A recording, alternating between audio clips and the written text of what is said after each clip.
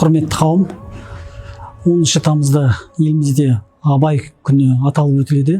Биыл өздеріңізге мәлім 181 жылдығы. Осы президент архивінде Абайға қатысты бірқатар құжаттар сақталған.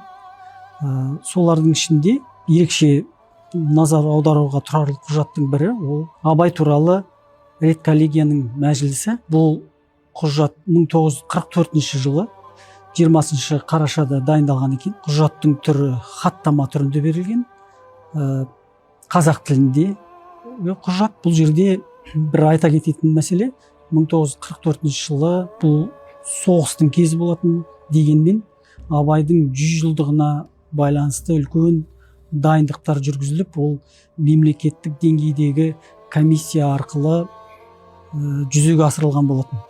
Сол Абайды насихаттау, Абай мұрасын халыққа таныту мәселелері бойынша көптеген бағыттарда жоспарлар жасалды.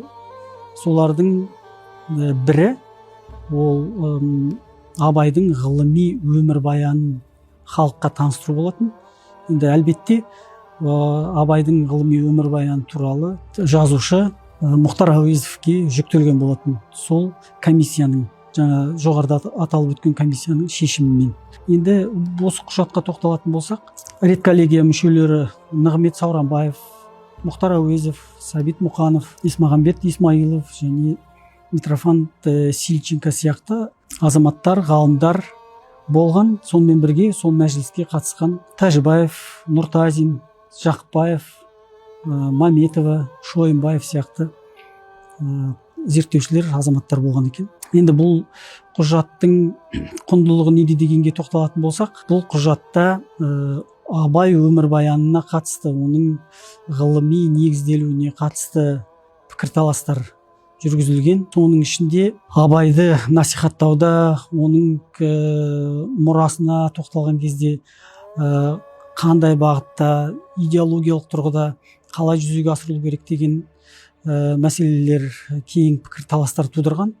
Сонымен бірге бұл құжаттың ерекшелігі, бұнда тек Абайдың тұлғасы ғана емес, сонымен бірге оның әкесі Құнанбай қажының тұлғасына да қатысты пікірталастар өрбіген екен. Сондықтан да бұл құжатта сол дәуірдің айнасы беріледі деп айтуға болады.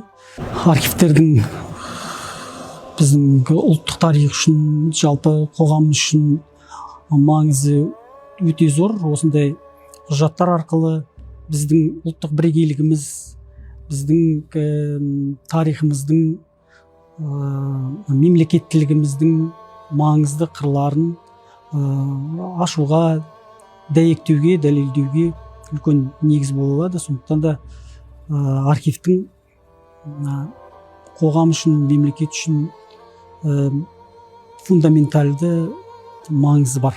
Құрметті зиялы қауым, Абай күні құтты болсын.